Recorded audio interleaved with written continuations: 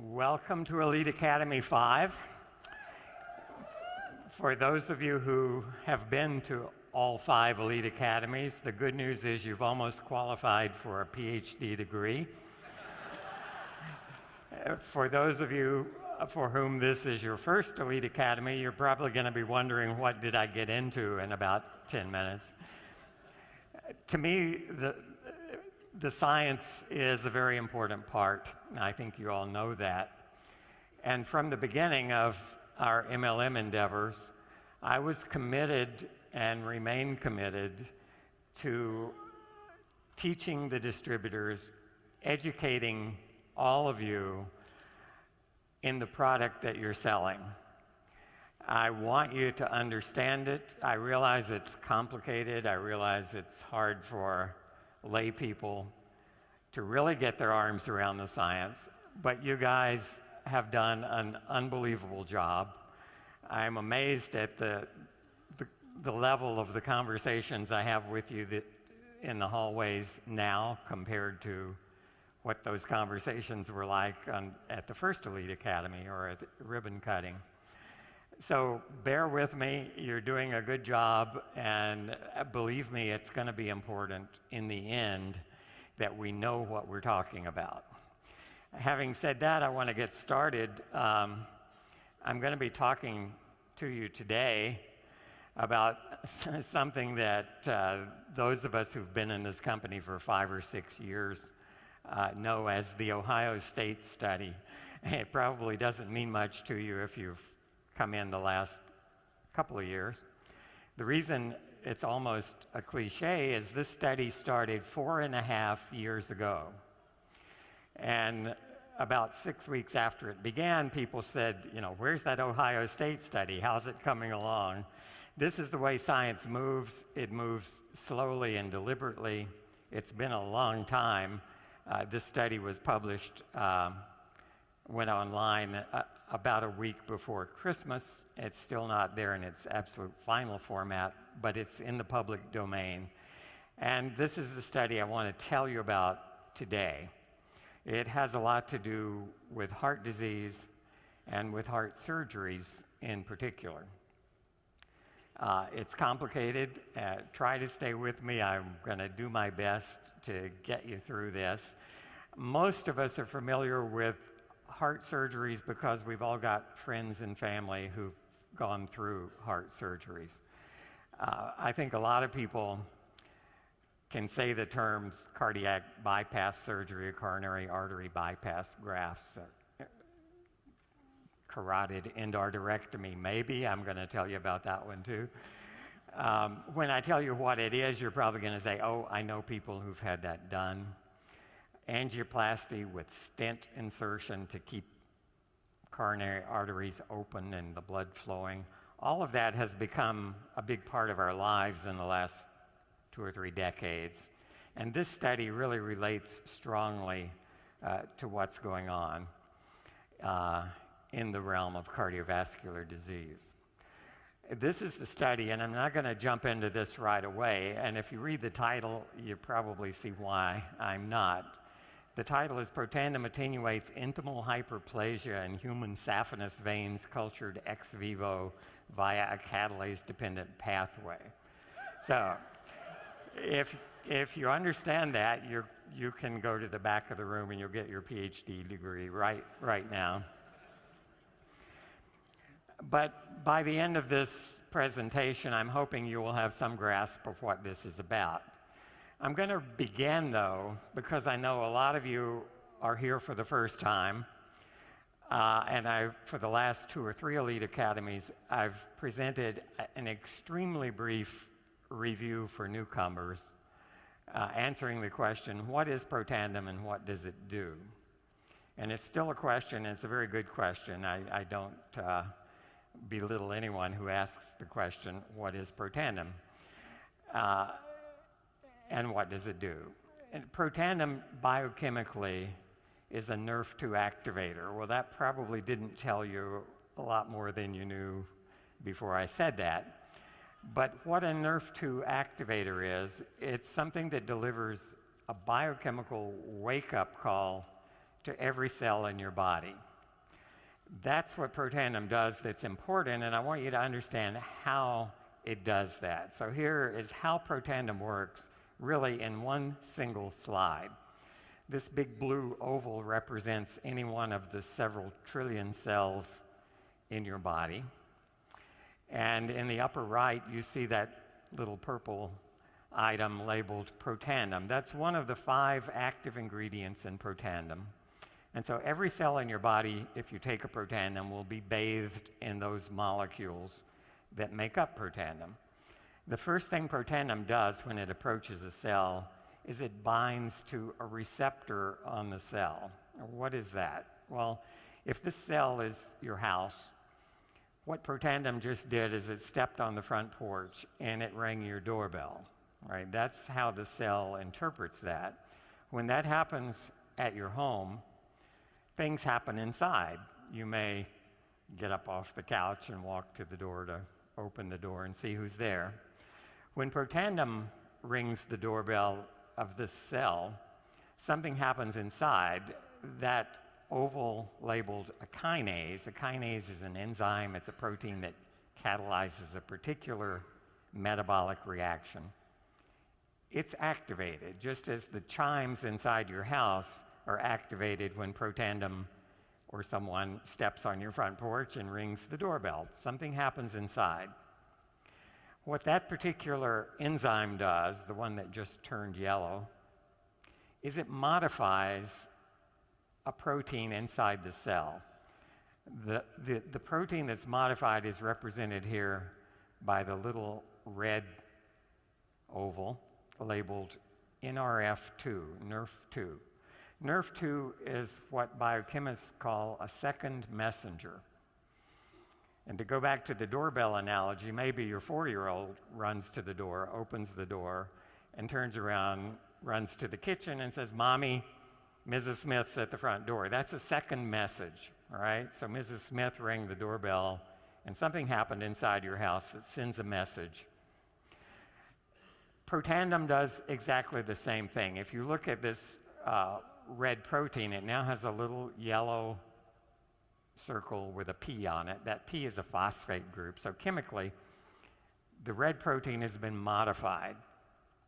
It's been held in the cytosol, the main space of this cell, by a blue protein called KEAP1 that's holding it there, preventing it, if you will, from running into the kitchen. So maybe this is in the family room.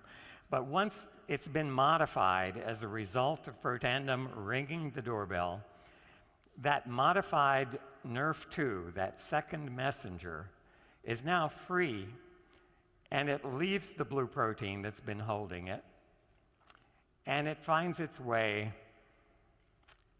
to the part of this cell where the DNA is stored.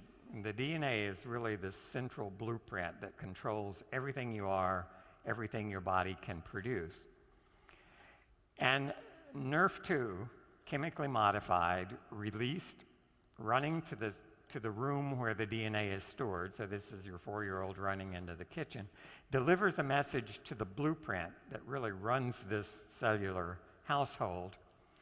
The DNA is comprised of 25,000 genes, and they are blueprints that make every protein in your body, every enzyme in your body. This second messenger, NRF2, has been called the master regulator of survival genes. Survival genes are stress response genes. They enable this cell to get through tough times. Some of them are antioxidant enzymes, and we've talked about those from the beginning. When Protandim started, what we thought it would do is upregulate, make more of 2 specific enzymes. And at the last Elite Academy, I showed you what we now understand about how it works and what it does. Protandim upregulates at least 400, maybe closer to 600 or 800 enzymes, not just the 2 we were originally interested in. Among those enzymes are survival genes of all kinds, not just helping you to survive oxidative stress, but helping you to survive traumatic stress. Cells get injured, they respond, organs get injured, Blood vessels get injured. Today we're going to be talking about what happens when blood vessels are injured, and they can be injured by well-intentioned surgeons and physicians, and they respond in ways that can create problems for us. Problems not related to the original disease, but problems related to what happens next. When this messenger gets to the DNA, it finds every gene in the nucleus that's regulated by a certain kind of switch. Here it's labeled ARE. That's a switch. Every gene has a switch, just like every light fixture in your house has a switch. And the genes are expressed, their products are produced as that switch. It's sort of like a dimmer switch. As you turn it up, you get more production. You turn it down, you get less production from that particular blueprint. So Protandim ringing the doorbell results in a reshuffling of those 25,000 blueprints in the nucleus of the cell. Hundreds of new gene products are produced, or more of them are produced. For another couple of hundred, they're turned down. Some of those are pro-inflammatory genes. They promote the inflammatory process. They're pro-fibrotic genes that cause scar tissue to be formed. So it's really a normalization in many cases, a readjustment of all the instructions being sent to that cell.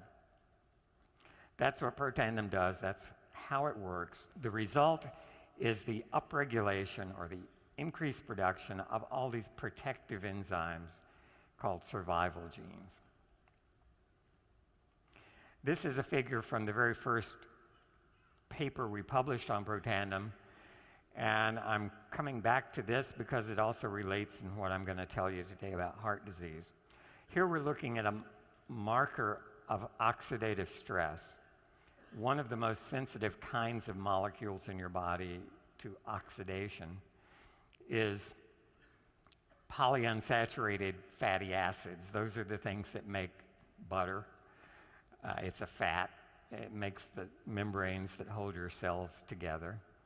And if you leave a stick of butter on the table for a few days, it becomes rancid. It's interacting with oxygen. It's oxidized by oxygen. And it turns into a whole new set of products. Some of them are not tasty. Some of them don't smell very good.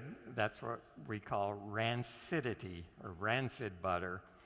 And the same thing happens to the polyunsaturated fatty acids throughout your body when faced with oxidants, with free radicals. Here we're measuring that marker of oxidative stress in the blood of healthy people ranging in age in this study from 20 years old to 78 years old. And they're scattered around that line. But the line is a mathematical linear regression line. It's sort of the average thing that happens there. And what you see is it goes higher and higher as you go from age 20 to age 80. And some individuals in the Middle Ages in particular are very different from others.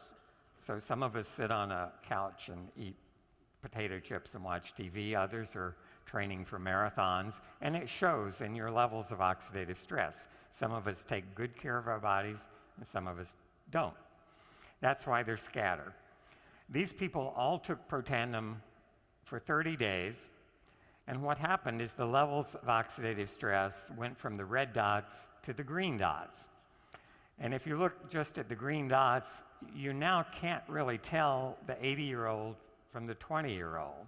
Everybody fell to that same low level of oxidative stress. And that's what we've been saying now for 6 years. And in this study, oxidative stress was lowered an average of 40%. If you were 78 years old, it went down about 70%. If you were 20 years old, it only went down about 20% because you were starting in a better place. All right, and what was measured here is called T-bars. That's an acronym for thiobarbituric acid reactive substances, not so important, but those are the oxidized chunks of polyunsaturated fatty acids. So is that relevant? Does T-bars mean anything? This paper was published in 2004, And it says serum levels, blood levels of T-bars, predict cardiovascular events in patients with stable coronary artery disease. And the conclusions down there found that it was an independent marker. It was actually a better predictor of cardiovascular events. I've said before, that's not an event you want to attend. It's not an event like this one. A cardiovascular event may be an attack of angina, chest pains upon exertion. It may be a myocardial infarct that takes you to your knees. It may be fatal. So there are a number of kinds of cardiovascular events. The important thing is the higher the T-bars, the more likely a cardiovascular event was to occur. We've also talked in the past about how oxidative stress is hypothesized to give rise to atherosclerosis, or hardening of the arteries, and plaque formation. Plaque is the goop that accumulates in an artery and eventually may clog it. So you get into trouble if that happens. Your heart muscle depends on oxygen. If it doesn't get enough oxygen, that muscle has a hard time doing its job, namely pumping the blood. So this figure, if you look at it from left to right, is kind of a timeline. So if you look at the beginning part of this this represents an artery in your heart. You see the first thing there is LDL. That's LDL cholesterol. That's a protein that binds cholesterol. We're all obsessed with what our LDL levels are. But LDL is perfectly normal. In fact, you die if you don't have any LDL. What's important is to keep it low. And why is that important? It's because if oxidative stress enters the picture, it leads, if you jump ahead a little bit, to oxidized LDL. And that's what many cardiologists believe is the real trigger to atherosclerosis. Also early on, you see those blue cells labeled monocytes. These are normal immune cells that can become inflammatory cells. And those monocytes recognize the oxidized LDL. So if free radicals are high, free radicals attack LDL, oxidize it. The monocytes eat that oxidized LDL. They actually fill up with little globules of it. And they become activated inflammatory cells. And the histologists call them foam cells, which you see later in the sequence, because they look foamy. There are all these little bubbles of oxidized LDL inside the cells if you look under a microscope. And those foam cells deposit in the vessel wall, and you see there's now this thickening yellow, ugly deposit. It contains foam cells, it contains oxidized LDL, and it slowly starts to occlude, to close in the lumen of the artery. The lumen is the part of a pipe that's open in the middle. That's where the water flows through.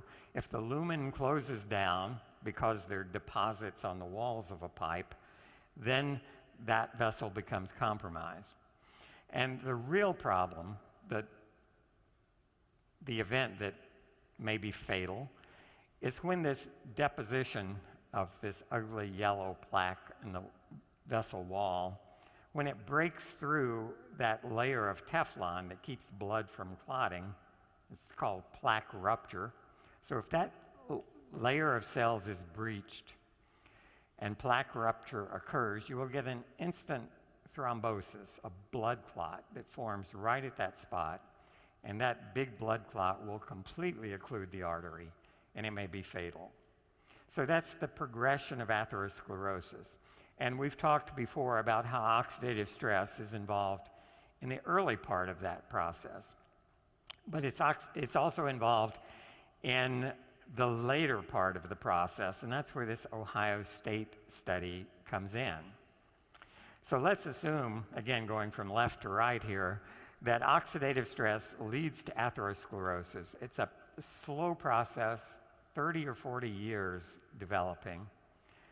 An alarming part of this is that atherosclerosis begins with something called fatty streaks in the wall of an artery. They're now being seen in children as young as 10 or 12 years old. So they can begin in the first decade of life. It's a process that builds and builds, and by the time a person reaches 40, 50, 60 years of age, there's almost certainly evidence of atherosclerosis, probably in everybody in this room. It's a time bomb. And lifestyle can help prevent it. Good diet, exercise, all the things you hear about can help slow it down. And it doesn't have to be the thing that does you in the end, but it's a process. It's like if you build a new house, 20 years later the pipes will be rusty and there will be some corrosion and deposits. It might be still fully functional, but that happens. All right, so if atherosclerosis leads to partial or complete blockage of arteries, you go to a doctor either for a checkup or because you're having chest pains or for one reason or another. And if it's bad enough, there are 3 common surgical interventions that can occur. One is a coronary artery bypass. And again, I think you all have heard about people who have that. It's extraordinarily common surgery these days.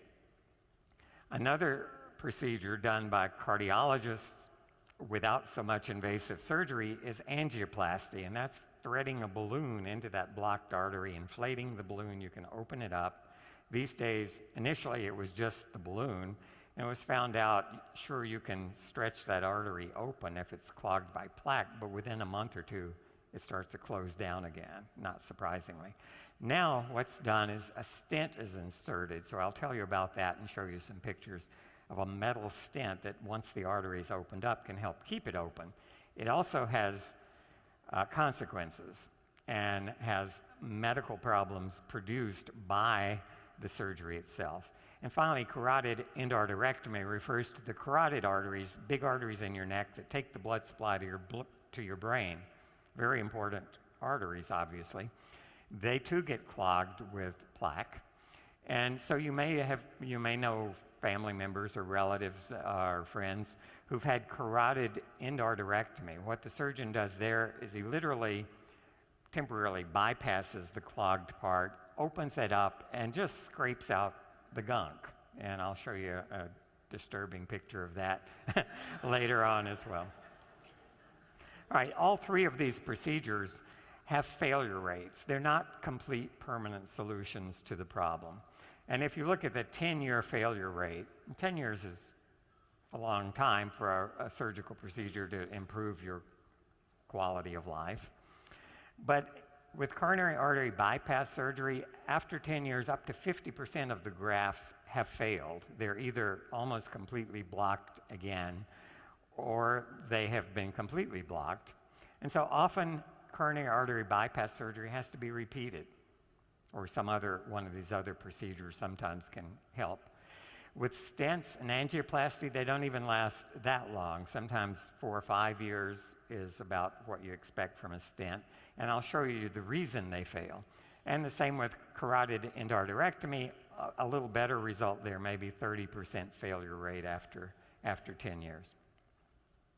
But what we want to look at is what causes that failure rate, and it's our old nemesis, oxidative stress, again. Oxidative stress leads to something that was in the title of that Ohio State paper, intimal hyperplasia. So I'll show you what that means.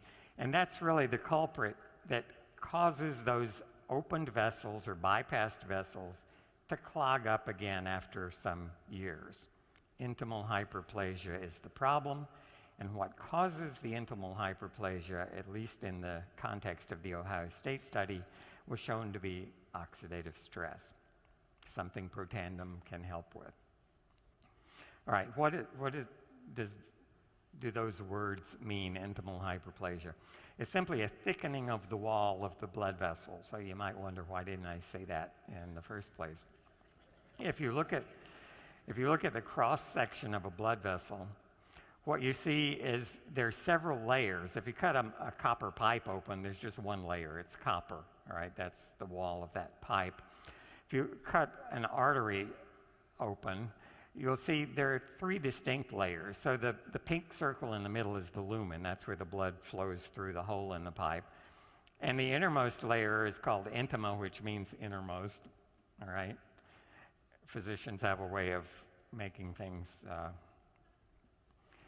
more complicated than they should be, maybe. The media is the next layer, that pink layer, and that means middle, or the one in the middle.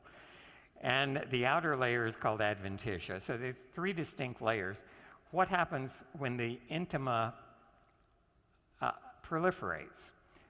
If that middle layer, those cells start to divide, what happens is the wall, that inner part of the lining gets thicker and thicker and thicker. And here you see it protruding into the lumen. If this happened all around, the lumen would get smaller and smaller and smaller. The media also gets thicker, and cells in the medium, largely smooth muscle cells, and some of those will migrate into the intima. So you get this thickening of the wall that can occlude a vessel. Intimal hyperplasia, this wall thickening, is an iatrogenic condition. What that means, you may go to your doctor for some procedure, you go back a month later for a follow-up, and he may say something like, well, you have an iatrogenic infection. And you're probably thinking, oh no, an iatrogenic infection. What that means is he caused it, okay? Not intentionally, it may have just been accidental, but iatrogenic means physician-induced. And Dan Royal can probably tell you there are lots of those things that are physician-induced because a lot of the procedures have consequences. And intimal hyperplasia is one of those consequences. So it's not done on purpose, and it doesn't require a malpractice attorney or anything like that. But it is caused by the procedure. All right, here are actual arteries. The upper picture is a cross-section through a saphenous vein. This one is from a pig. And you see those, it looks very much like the little diagram I showed you. So there's a big opening in the middle, that's the lumen. There's a dark intimal layer, a lighter colored media layer, and an adventitia around it. So that's a healthy vein on top. No intimal hyperplasia, a thin lining. And that vein normally lives in an environment where the oxygen concentration, that's what PO2 means, is about 25 torr. That's how we measure oxygen. So the oxygen level here is 25. That vein deals with taking used blood back to the heart. That's why it's got low oxygen content. But the vein is built to live in that environment. The vein at the bottom is same vein, saphenous vein from the same animal. And this section of the vein was cultured at high oxygen, 125, so it's 5 times higher.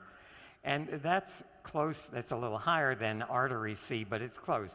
Arteries normally see 100 torr concentration of oxygen. So that's the difference between veins and arteries. Veins carry low oxygen blood, arteries carry high oxygen blood. And oxygen, believe it or not, is toxic. You may think oxygen is good for you, and it is good for you. You die if you don't have oxygen. But you might be surprised if we took a healthy young adult rat who's breathing here at sea level an atmosphere that's 20% oxygen, 21% oxygen.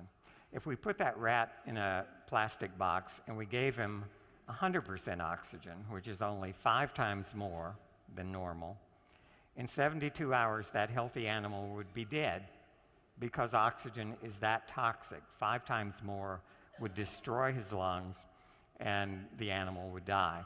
So when a heart surgeon, and I'm going to show you pictures of how this happens, takes a piece of a vein from your leg and uses it as new plumbing to go around an artery in your heart, he's asking a vein to do an artery's job, and it's going to see much higher oxygen than it's used to seeing. And it does a good job, but it pays a price and it suffers. Why is artery bypass surgery done? If this represents, here in a very simple picture, an artery in your heart, and you develop plaque over the course of 10 or 20 or 40 years, again, you see the lumen of the artery is closing up, and the artery, by the way, is at 100 torr, it's high oxygen. So the surgeon will take a piece of vein from your leg, and just like a plumber might put in a new pipe around a clogged, if you have a drain pipe and a tree has grown through it with roots, you'll put in a new piece of pipe to bypass the problem, the obstruction. And that's what this vein is used for. So on the surface of your heart, you have a bypass around it.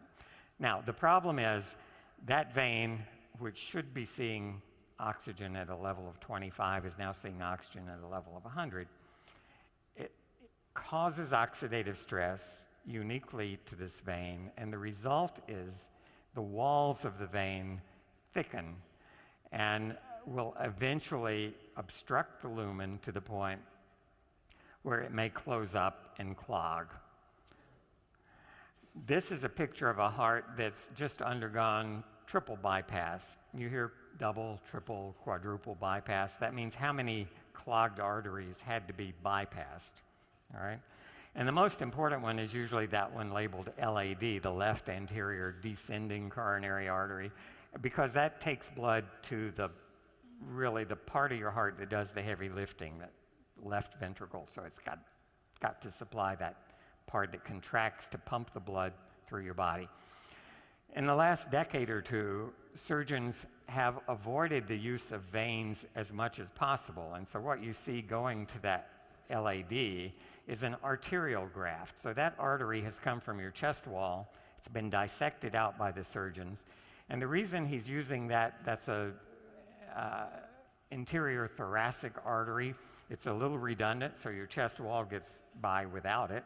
The surgeon can relocate it, and that's an artery supplying a new blood supply spliced into the coronary artery south of the obstruction, so that the muscle below the obstruction now gets new arterial blood supply from an actual artery.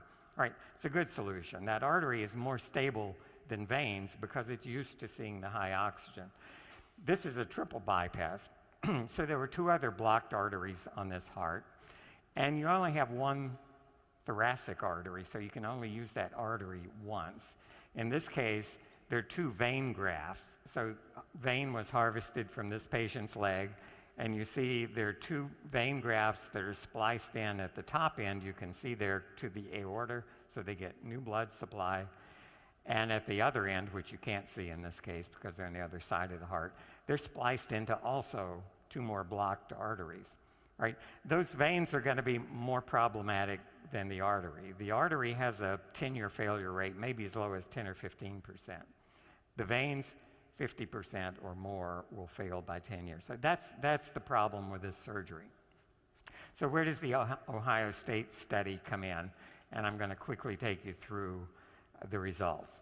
It measured the wall thickness in human saphenous veins that were going to be used for surgery. The surgeon removes more than he needs because you don't want to run short of pipe if you're a plumber. So there's leftover pipe every time a person undergoes bypass surgery. That's what was used in this study. They were incubated either at low oxygen, and that's described here as the freshly isolated. They don't change if they're incubated in low oxygen, or at high oxygen. And after 2 weeks incubated, where the only variable really is high oxygen, you get intimal hyperplasia, you get wall thickening. So this was done outside living people in a laboratory model. And so the blue bar is where the intimal thickness should be if you're looking at the A panel. The red bar is after 2 weeks at high oxygen, and the wall has already thickened several fold.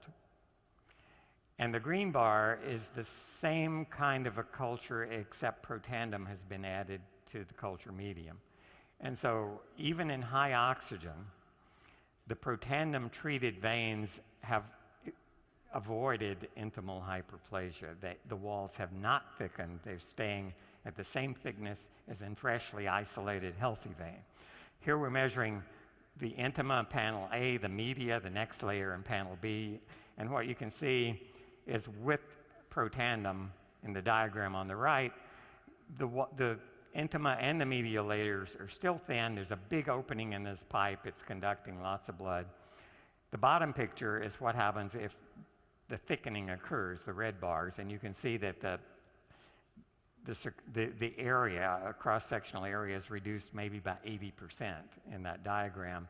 So very little blood is now able to get through. So Protandim has blocked this process that's really the bane of cardiac surgeons, because they can do their surgery just fine, but it's the consequences, even years, begin sometimes weeks or months, but certainly by years. I think I'm not going to dwell on this. I don't want to turn you into histologists, and these pictures may be ugly. But if you look at just A, B, and C, and you say one of these is not like the other, you might pick the middle one. So even if you don't know what you're looking at, it certainly looks different. A is a healthy vein, freshly isolated. C is a vein incubated at high oxygen in the presence of Protandim, which looks a lot like A. The one in the middle that looks bad, and it has, you can see there, a neointimal layer, and it's very thick, so there's a lot of vessel thickening happening there, prevented in C by Protandim. If you look at the number of cells that are actively dividing, again, freshly isolated healthy vein, very few dividing cells, incubated in oxygen, where it's going to see it if it becomes an artery or a replacement for an artery. A lot of dividing cells. That's required for that wall to thicken. It takes more cells. They're multiplying or getting thicker and thicker. Protandim, the right bar, completely blocks that intimal thickening. If we measure free radical production in these veins, A, B, and C are again fresh vein. B is cultured at high oxygen, and C is high oxygen with Protandim. And what we're looking for is the red fluorescent stain. So you can see in the red one, in the A panel, very little evidence of free radical production. B, a lot of it. And C, incubated with Protandim for the 2-week period back to the A levels. So it's blocking free radical production by scavenging those radicals. They're quantified in the bars on the right, so in the color code is the same. Blue is healthy, red, high oxygen, green, high oxygen with Protandim. So again, we see the protection. This is looking at lipid peroxidation marker. This one is very closely related to T-bars, which was in our original study. It's a specific component of T-bars for H&E. And again, look at the level of 4-H&E in the blue bar. That's healthy. High oxygen, but with Protandim, it's even lower this time than the blue bar. It's better than new. It's better than the freshly isolated vein. But without Protandim at high oxygen, you can see a lot of this lipid peroxidation product, maybe 5 times more.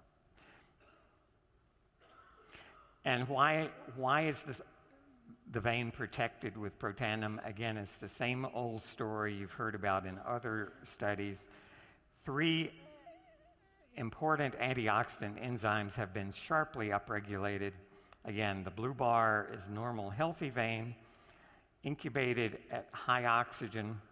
The cells haven't induced the enzyme to protect them, but if we add Protandim, the green bar, all 3 of these enzymes are dramatically induced to provide the protection that you saw in the previous slides. This is another measure. In this particular case, catalase was focused on because there's a convenient specific inhibitor of catalase. Turned out that catalase is absolutely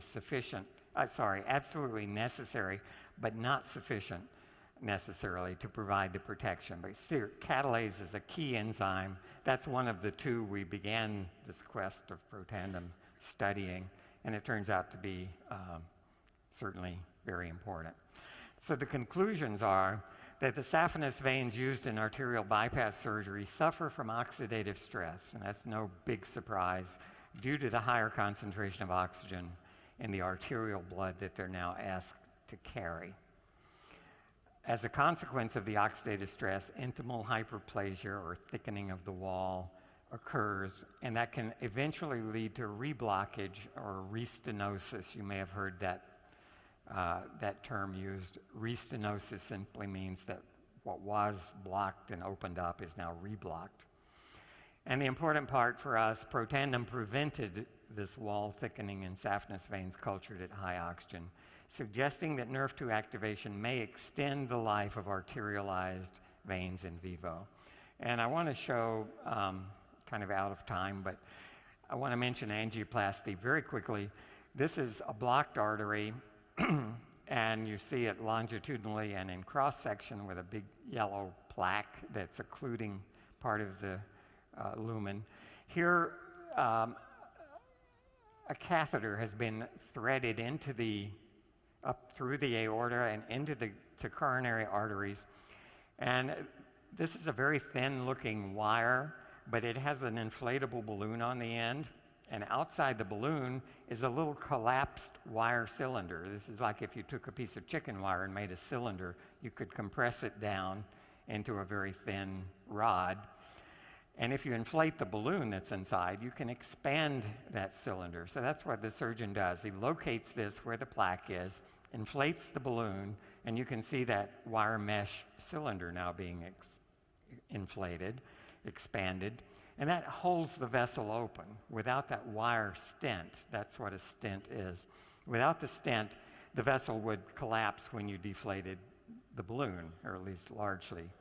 And so here, after you expand the wire mesh, you deflate the balloon, pull it out, and now you've got an artery in the picture on the right in cross-section that has a wire cage holding that plaque against the wall, making sure there's a big lumen. The unfortunate part is this is 6 months later. These are from pigs.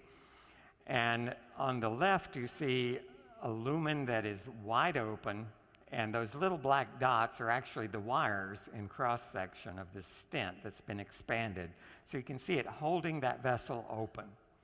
If you come back and look at another pig with another stent, but after 6 months, look at the difference. You can see that light pink tissue labeled intimal hyperplasia.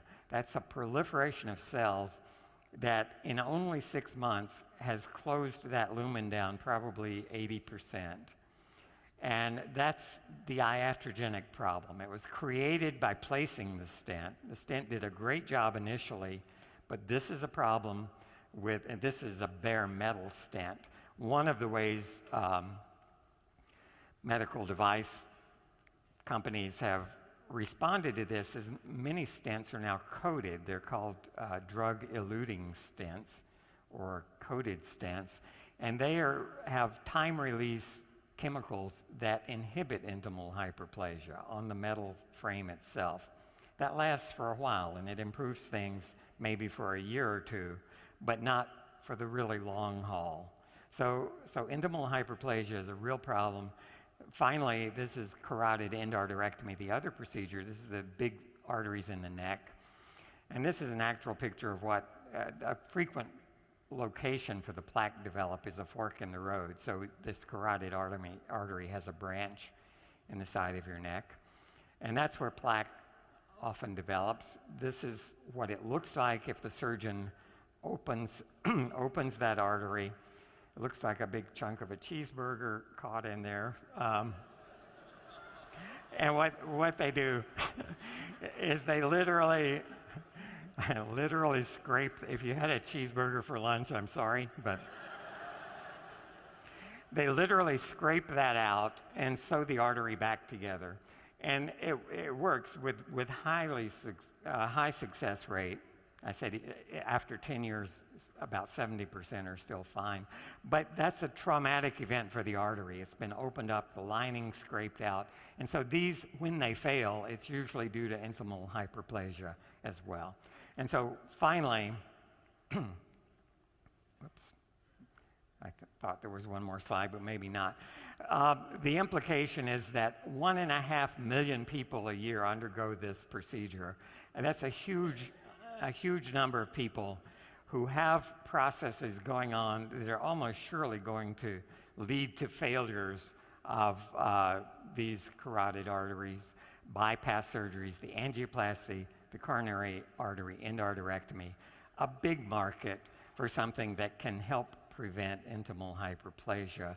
And I think you're connected with a product that might be really useful to do exactly that. So sorry for overtime. Thank you very much.